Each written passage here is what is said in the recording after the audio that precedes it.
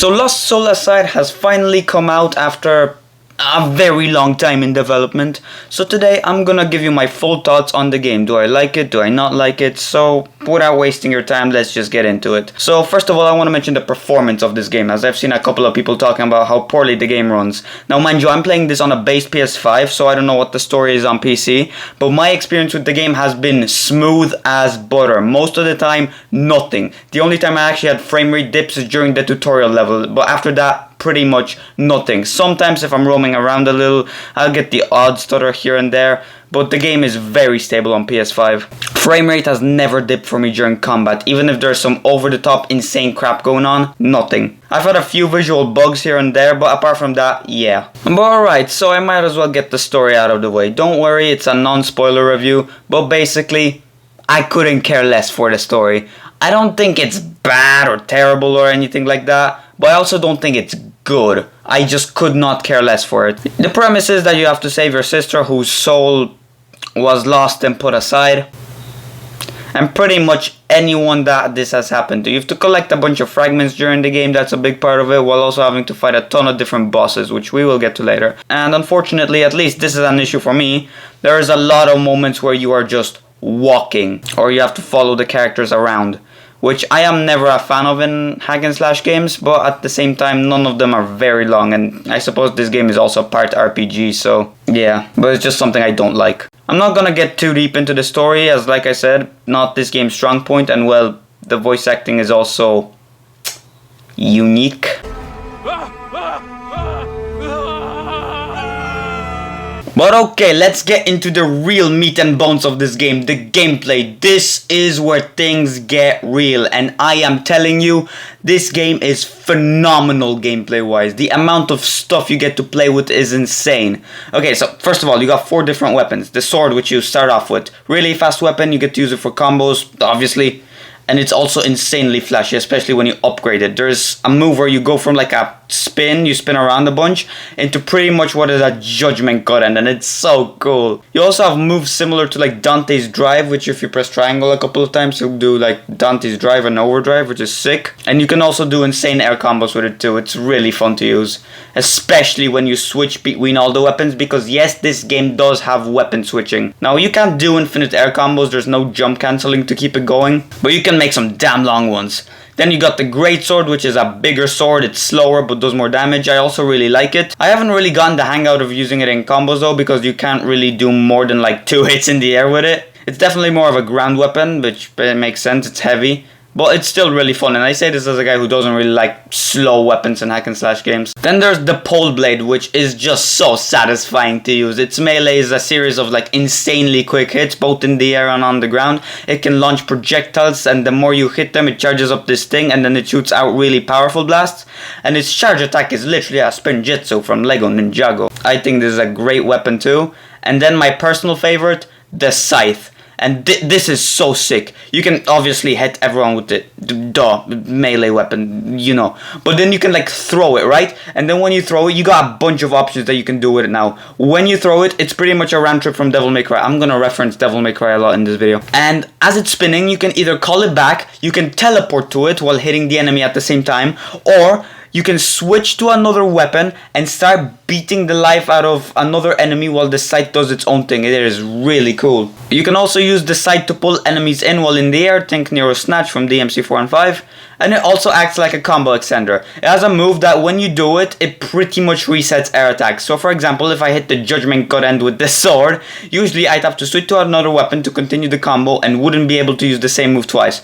But if I switch to the sight, hit that one move, then went back to the sword, I'd be able to do the Judgment Cut End again, which is so sick. And each of these weapons also has like skill categories, which pretty much let you customize the moveset to your preference. So let's take the sword again, for example. You get 3 options to choose from when it comes to the dodge, right? One is a slight dash, the other one is like an electricity dash, which has longer distance but consumes more stamina and also deals damage.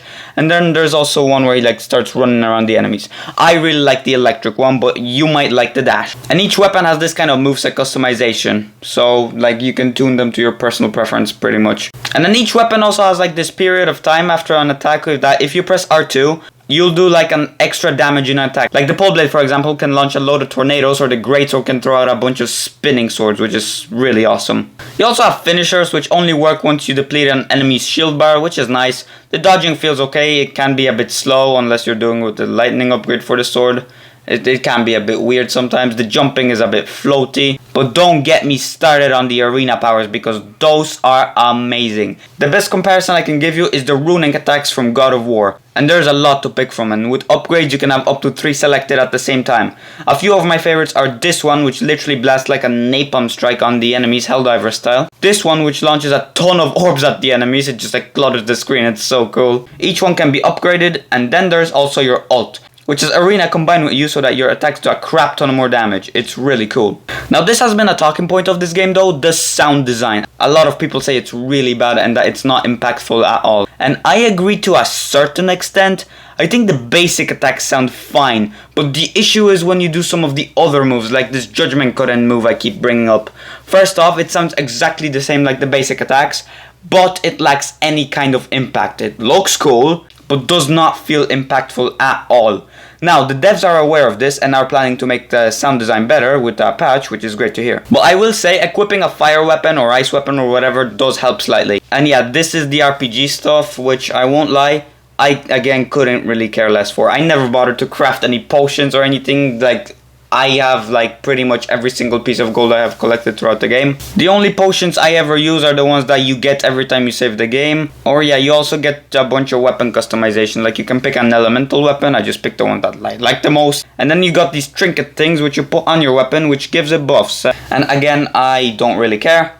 I just kind of slapped on whatever and went with it. Or attachments to Caesar himself, which same thing. Picked something and stuck with it. Some of them also seem really OP, which I don't really like, and that's why I don't use them. But overall, the combat is peak, easily the best part of the game. This game also has puzzles and platforming. The puzzles are fairly simple. A lot of them are just breaking these crystals or stepping on panels to unlock doors, or shooting crap with the pole blade. There's also a few mini-games like side quests you can do. You can go into these blue circles and have to collect a certain amount of orbs in a time frame, which is fun. But then there's the platforming, which I'm not even gonna deny is atrocious. But I guess I can kind of excuse it. I am very familiar with bad platforming. I'm a Devil May Cry player after all. Like I said, the jumping can feel kind of weird, and when you think you're gonna land on a platform, you just end up falling into water and drowning or something. And then there's the sight, which also acts like a grappling hook at grappling points, right?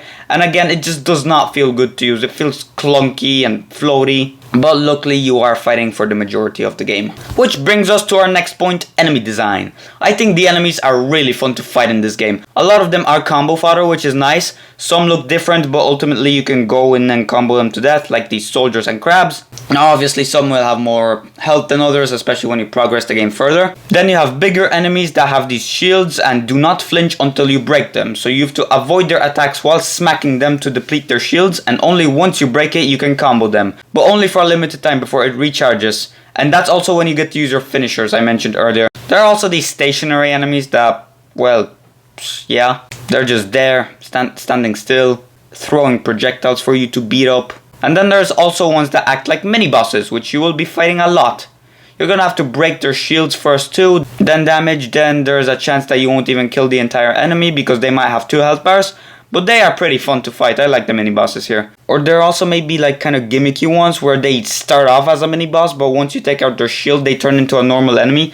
Like these samurai dudes, right? They're in a formation until you break it, and then they just become normal enemies. Plenty of them will also attack you with elemental attacks like fire and such, and it's kind of a joy getting the perfect dodge in on them. Or some blow up when they're about to die, which caught me a few times. But overall, no complaints when it comes to the enemy design. Then there's boss fights, and the boss fights are all pretty much phenomenal. They're all insanely fun to learn and beat up. Some can be fairly easy and straightforward, but others can be brutally hard. For example, this woman starts off as a fairly simple fight, but when it gets to phase 2, she like starts throwing out these plant things on the arena, and if you walk into them, you lose a lot of health.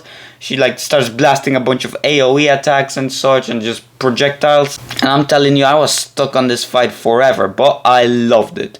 Or this big boy over here, which you fought a bunch beforehand, but for some reason for his last fight, the difficulty just ramped up and was insanely hard to win. Victor is also one of my favorite boss fights in the game. I'd say he's kind of like the Virgil of this game. But I will say some of these fights do drag on for way too long. Like this Water Thing, for example. I did not enjoy this fight at all. First of all, he's got like 5 health bars, and you gotta kill enemies to then be able to break his shield while he's bouncing around the arena, and only then you can damage him. Then you have to do a bunch of janky grappling in between, and then rinse and repeat. Oh, and guess what? We're not even done here, because after he turns into this big guy which you can only hurt by hitting its head. I did not enjoy that fight. But apart from that, the bosses are phenomenal. Graphically, this game looks very nice. All the environments are really cool to go through. A lot of them looking a lot more sci-fi than others, which I think is really sick. And the OST also slaps. It is really good. And yeah, that's about all I wanted to talk about. Those were my overall thoughts on Lost Soulside. Personally, I love this game. It has its issues,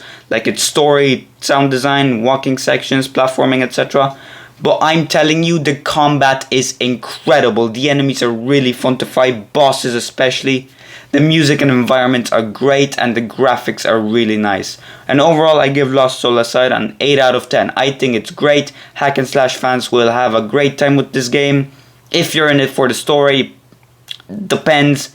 But gameplay is amazing, and the developers are clearly taking in the feedback already. They're working on improving the game, which is great. I'd say DMC and Final Fantasy fans will really like this game. And that's about it for this video. Hope you guys enjoyed. If you did, of course, leave a like and subscribe, and I will see you in the next one. Adios.